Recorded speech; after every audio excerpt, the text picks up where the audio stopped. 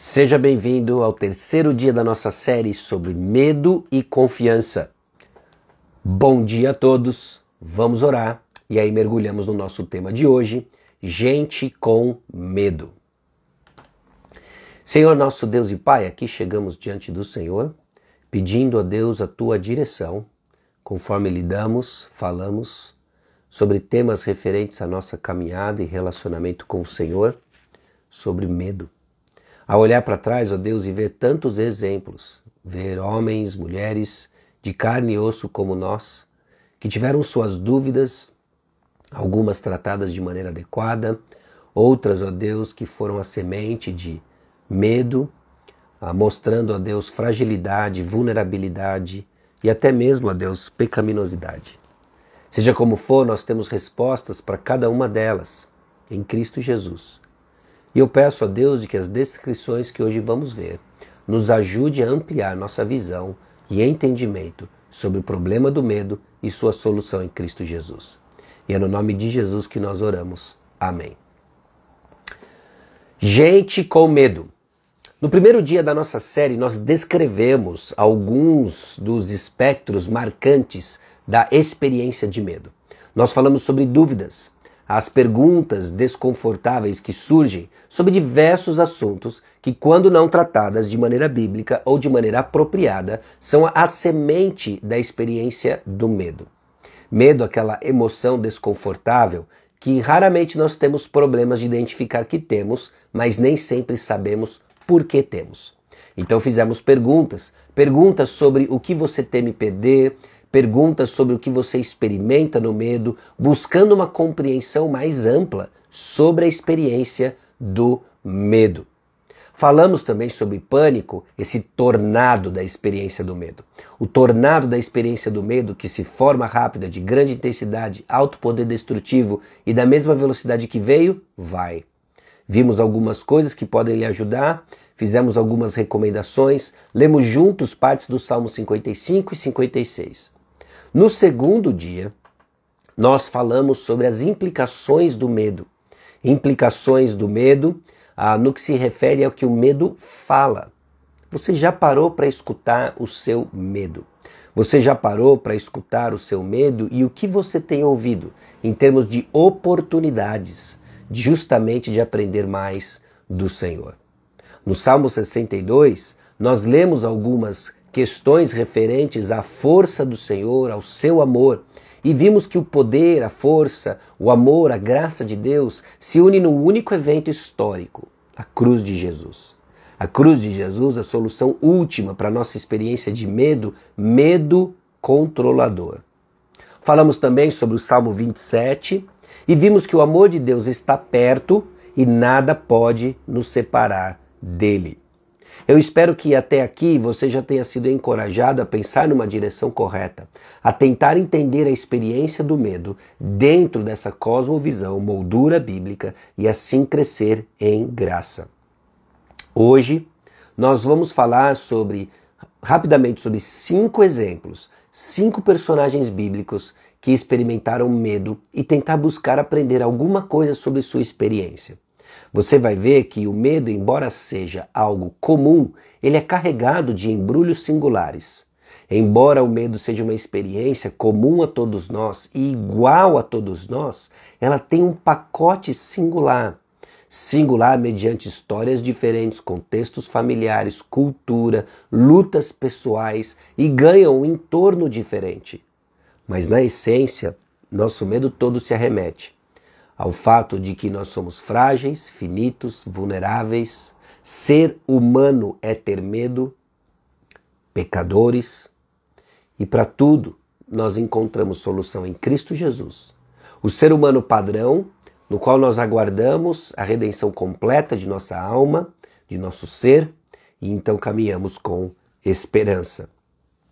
Então vamos lá. 1 Coríntios capítulo 10, versículo 11. Principalmente você aqui da Igreja Batista Maranata deve saber aonde eu estou indo quando eu faço referência a esse versículo. Nós estamos falando do fato de que as histórias do Antigo Testamento nos exortam. elas nos exortam. É fascinante quando o Novo Testamento indica a razão e o propósito de muitas passagens do Antigo Testamento, se não o seu todo. Romanos 15,4 diz que essas passagens do Antigo Testamento foram escritas para o nosso ensino, para a nossa instrução. Então olha só que fascinante. Nós vamos visitar alguns personagens do Antigo Testamento hoje. Amanhã nós visitamos um do Novo. Mas os personagens do Antigo Testamento foram registrados para o seu ensino, para a sua instrução, para a sua exortação. Então, conforme nós olhamos as passagens desses personagens do Antigo Testamento, sejamos instruídos, sejamos exortados, com relação ao medo e o nosso relacionamento com o Senhor. O primeiro deles é Adão e Eva. Em Gênesis capítulo 3, versículo 1. Gênesis capítulo 3, versículo 1. Mas a serpente, mais sagaz que todos os animais selváticos que o Senhor Deus tinha feito, disse à mulher: é assim que Deus disse: não comereis de toda árvore do jardim? Bom, talvez você já tenha ouvido em outros contextos, mas aqui em Gênesis 3:1, o que fica claro para nós é que Satanás incita dúvidas no coração de Eva. Você lembra quando nós falamos sobre o espectro do medo no nosso primeiro dia de devocional? Nós temos dúvidas, nós temos medos, nós temos o pânico. Aqui o que Satanás já está fazendo é semeando medo no coração de Eva. Um medo que sim, saudável quando direcionado para o Senhor, expresso no temor do Senhor, o começo da sabedoria, o princípio da sabedoria, mas pecaminoso quando toma como base uma dúvida no caráter de Deus. E é justamente isso que Satanás está fazendo. Satanás está incitando dúvida do caráter de Deus. Olha, Deus criou todas essas coisas e diz que você não pode comer nada. Que Deus é esse? Que bondade é essa? E essa dúvida, se não lidada de forma apropriada, vai gerar medo. E é justamente isso que acontece na história de Adão e Eva. Pense, dúvidas mal resolvidas viram medos dominadores. Suas perguntas importam e precisam ser respondidas de maneira adequada. Porque quando nossas dúvidas e perguntas não são respondidas, tratadas, lidadas, guiadas pela verdade da palavra de Deus de maneira apropriada, nós justamente somos tomados por medos dominadores. Medos dominadores. Gênesis capítulo 3, na sequência, você conhece a história, sabe de que essa pequena pergunta, essa dúvida que é lançada, dá a luz ao pecado. Aquilo incita o coração de Eva, Satanás nega a palavra de Deus, lança um substituto, tenta Eva ser como Deus, ela toma do fruto, come, dá para o seu marido Adão e ele come.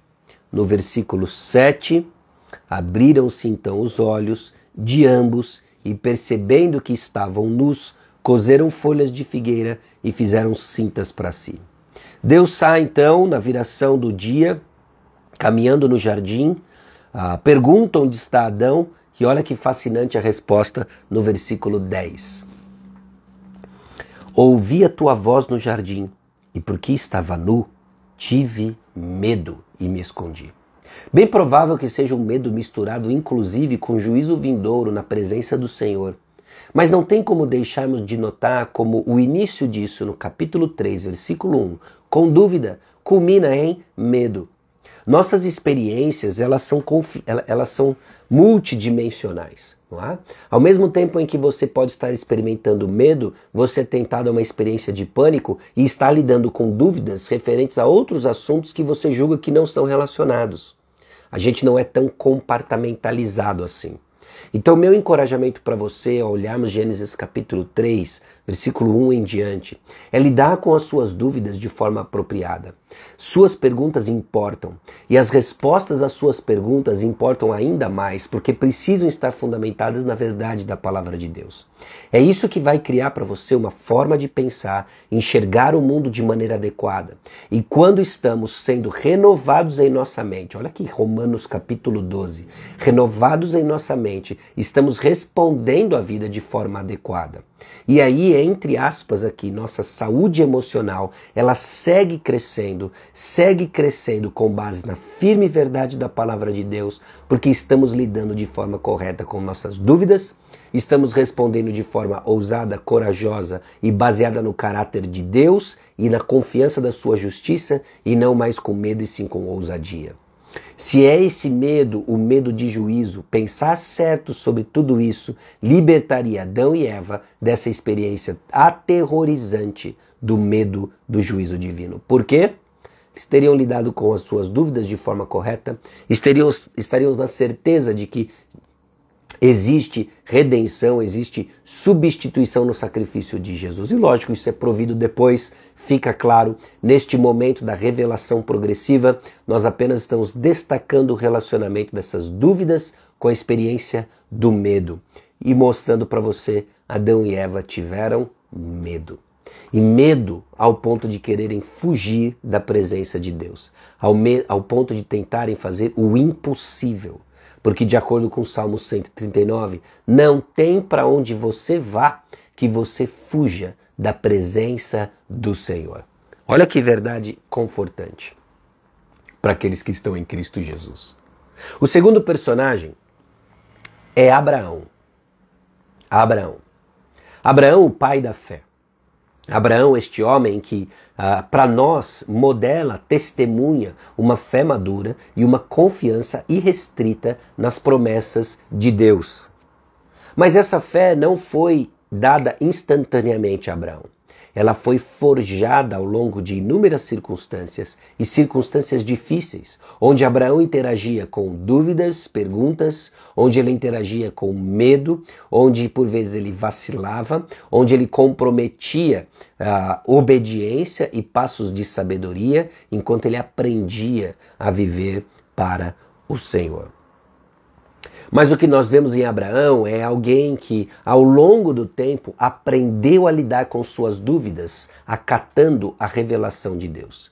E o que é fascinante, se você já fez uma leitura atenta de Gênesis capítulo 12 até Gênesis capítulo 22, é que justamente nós vemos a fé de Abraão sendo forjada como resposta a pedaços da revelação da palavra de Deus. As respostas à revelação de Deus dada a Abraão. Então anote isso daqui. Além de dúvidas mal resolvidas darem origem a medos dominadores, nós temos aqui que dúvidas respondidas com revelação da palavra de Deus nos liberta dos nossos medos dominadores e nos coloca num caminho de obediência ao Senhor.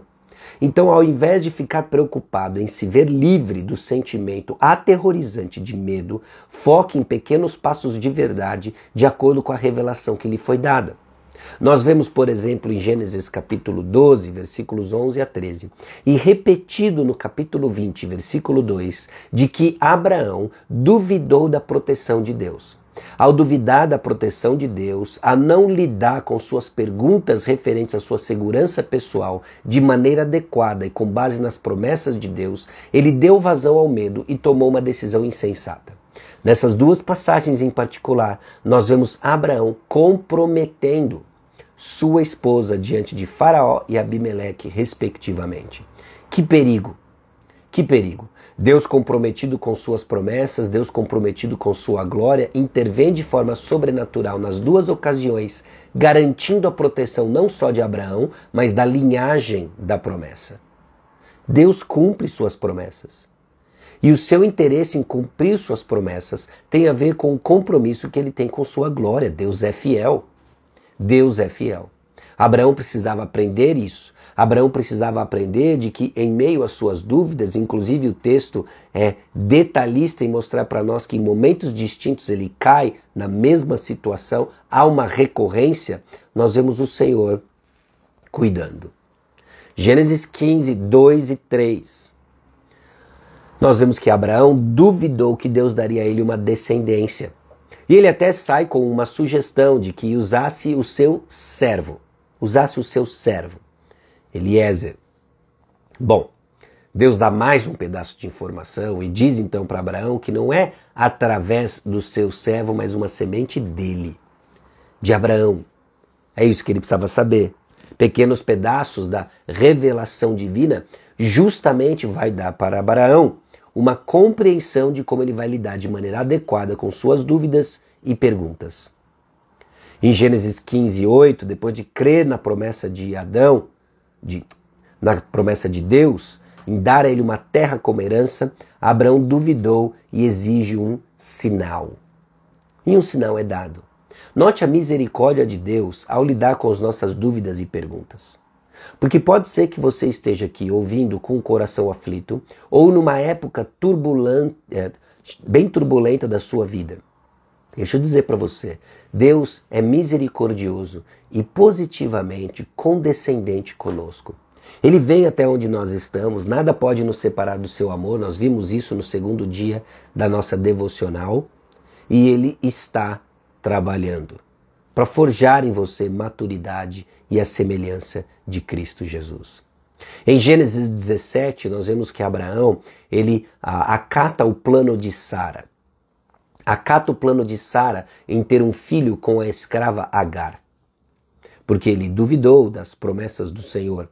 Então ele vai dando vazão e tentando manipular um jeito de garantir sua descendência que já era por direito. Em Gênesis 18:12, nós vemos que Sara ri da promessa, em outro momento também Abraão duvidou da promessa. Mas vemos o Senhor constantemente forjando em Abraão uma fé e uma confiança que é resultado dos pedaços da revelação divina. Entenda isso da história de Abraão. Um homem que teve as suas dúvidas, um homem que desencadeou em alguns momentos decisões ruins, mas lidou com elas de forma adequada como resposta à palavra de Deus. O terceiro personagem, homem que teve medo, foi Jacó. Jacó é um personagem extremamente controverso, que narra para nós simplesmente como nós, filhos de Deus, nos apropriamos da graça de Deus. Jacó é a certeza e a convicção de que não há mérito em nós, é tudo único e exclusivo da graça de Deus. Jacó, depois de um padrão de manipulação, buscando conquistar algo que viria única e exclusivamente pela graça, de acordo com as promessas divinas, ainda quando ele estava no ventre, quando quando Rebeca consulta o Senhor, e o Senhor diz para Rebeca de que, olha, tem dois aí dentro, e o mais novo vai ser o herdeiro da promessa. O mais velho servirá ao mais novo. Havia já a certeza da promessa divina de que Jacó era sim o herdeiro das promessas, estava sobre ele a graça de Deus. E ele busca então de maneira manipuladora conquistar aquilo que já lhe era por direito. Bom, a história de Jacó é fascinante. Aliás, para mais sobre isso, acompanhe a série Gênesis, a razão de todas as coisas, disponível lá no Spotify, YouTube e Deezer, e acompanhe a narrativa tanto de Abraão, Jacó, como a história primeva de Gênesis 1-11 e, se Deus quiser, em breve, a história de José. Bom, o ponto é que todas essas dúvidas sobre se de fato as promessas estariam sobre Jacó, a maneira como ele responde à vida tentando garantir com suas próprias forças, criou em Jacó uma perspectiva equivocada quando confrontado com situações difíceis. E é justamente o seu reencontro com Esaú. A Bíblia diz que os perversos fogem, mas o justo é intrépido como um leão. Provérbios nos instrui justamente no fato de que uma consciência pesada, de que corações não tratados, não na certeza do perdão de Deus, da misericórdia, da graça sobre nós, cria uma consciência perturbada. Jacó morreu de medo de encontrar seu irmão Esaú. Medo, obviamente, porque ele tinha não só dúvidas não tratadas sobre como Deus vai abençoá-lo com suas promessas, mas porque ele tinha um passado não tratado. Ele tinha um passado não tratado com seu irmão. E ele vai carregando essa mochila, esse pecado, essa situação não só desconfortável, mas errada, ao ponto, inclusive, de Deus intervir, literalmente encontrá-lo face a face e lidar com o seu passado. Ele confessa quem ele é e passa então a tomar passos diferentes. Com Jacó nós aprendemos a importância de uma consciência tratada, a importância de uma confissão sobre o nosso estado passado e de resolver depositar toda nossa esperança no Deus que cumpre suas promessas. Promessas que estão sobre nós, de que Ele está forjando em nós o caráter de Cristo. O quarto personagem é Elias. Elias foi um dos profetas de Deus que vivenciou vários milagres na trajetória servindo ao Senhor. Ele orou para não chover em Israel por 3 anos e 6 meses. E Deus respondeu. Ele orou para que voltasse a chover e Deus respondeu. Nós vemos isso descrito em Tiago capítulo 5. Nós vemos que ele foi sustentado por Deus de maneira sobrenatural, Deus mandando corvos para alimentá-lo. Nós vemos que ele foi enviado a Sarepta, vê o milagre da multiplicação da farinha e do azeite na casa da viúva. A mesma viúva em que ele ressuscita o filho. Ele obtém uma vitória sobre os profetas de Baal, 400 profetas, e torna-se evidente de que Deus é o único verdadeiro Deus. Nós vemos toda essa intimidade. Nós vemos toda essa intimidade e essa fé forjada em testemunhar tantos milagres. E nós podemos concluir então, ou podemos ser tentados a achar, de que diante de tanta coisa que Elias viu e experimentou, ele nunca sentiria medo. Bom, mas logo depois do episódio em que ele enfrenta e mata 400 profetas de Baal, nós vemos que Elias morre de medo de Jezabel. Morre de medo de Jezabel. Poderíamos tecer inúmeras análises e até mesmo possibilidades desse medo, da experiência que Elias teve em resposta à ameaça de Jezabel. Mas o que eu quero destacar para você é de que uma fé madura, confiante, uma fé que está em alguém que justamente está sendo muito usado por Deus, não nos exime da experiência de medo. De medo. Medo é presente. E não é simplesmente como sinal da sua imaturidade espiritual e etc. Ser humano é ter medo. A grande questão é o que nós fazemos com esse medo e quão focado nós estamos em conhecer o Senhor e não simplesmente lidar com as consequências desagradáveis do medo. O medo de Elias fez com que ele fugisse para o deserto a fim de salvar sua própria vida. Isso torna sua experiência muito amarga. E Elias pede inclusive para que Deus tire sua própria vida. Note, ideação suicida é diferente do desejo de morrer, de partir, de desgosto. Elias não tenta contra a sua vida. E este não era o plano de Deus para ele. Deus não só atende ao pedido de Elias, como vai ao encontro dele para ajudá-lo. Mais uma vez nós vemos a condescendência divina para aqueles que estão com medo. E o último personagem, Josafá. Josafá sucede seu pai Asa, tornando-se um rei de Judá. Fortifica todas as cidades que seu pai havia conquistado e teve o seu reino confirmado pelo Senhor. Faz inúmeras coisas positivas. Uma exceção daquela lista horripilante de reis, Josafá foi um rei justo. Buscou a Deus, destruiu os postes ídolos, liderou uma obra reformadora que fomentou a fé do seu povo, finalmente um rei que promove a justiça divina. Um homem firme. E diante da sua firmeza e liderança podemos supor o seguinte: não, esse não vai ter medo.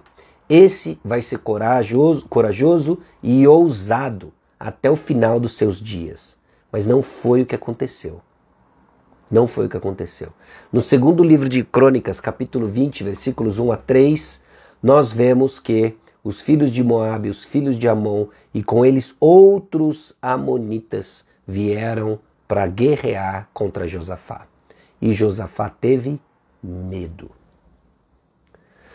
Mas Josafá não foge, busca o Senhor, se apega ao jejum e promove o jejum em todo Judá.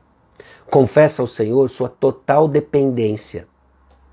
E diante da dependência do Senhor, busca resolver seus problemas. E aqui, Deus atende o pedido de Josafá e manda as seguintes palavras. Segundo Crônicas, capítulo 20, versículos 17 a 22. Esta batalha não tereis que pelejar. Postai-vos, ficai parados, e vede a salvação do Senhor para convosco. Ó Judá e Jerusalém, não temas nem vos assustes. Amanhã saí-lhes ao encontro, porque o Senhor será convosco. Note como é repetido o tema da presença de Deus em meio ao nosso medo. Quando experimentamos medo, precisamos nos certificar da presença de Deus. Então deixa eu fechar esse rápido panorama aqui em 5 personagens, dizendo para você o seguinte: onde nós desfrutamos da presença de Deus de uma forma especial. Que Deus é presente, onipresente, nós sabemos, mas onde que nós desfrutamos da presença de Deus de forma especial. Desculpa. Senão no povo de Deus. Então entenda que o beabá do cristianismo, entenda que a vida ordinária da fé cristã blinda o nosso coração para não simplesmente não experimentarmos medo. Nós vimos que ele acometeu homens de Deus, homens tremendamente usados pelo Senhor, mas para garantir a certeza que você precisa ao experimentar os horrores do medo. E sabe o que você precisa ouvir? Deus está conosco. Deus está conosco. Deus é presente. O que você precisa ouvir no momento de medo é que Deus é presente. Deus abençoe você. Conforme aprendemos, somos instruídos, conforme somos exortados justamente sobre o nosso medo e a presença abençoadora do Senhor. Vimos como Adão e Eva tiveram medo em função de dúvidas mal resolvidas, Abraão, que teve a sua fé forjada, Jacó, que teve que aprender que o seu medo estava relacionado a coisas não tratadas do seu passado, Elias, a condescendência de Deus em vir com ele, homem tremendamente usado, e encontrou fragilidade, e aqui em Josafá também vemos Deus e o seu socorro bem presente, socorro traduzido na sua presença. Desfrute da presença do Senhor, cresça em maturidade, olhe para o lugar certo, pare de fazer do objetivo da sua vida livrar-se do medo e cresça no medo certo, o temor do Senhor. Amém? Excelente. Pessoal, vamos orar?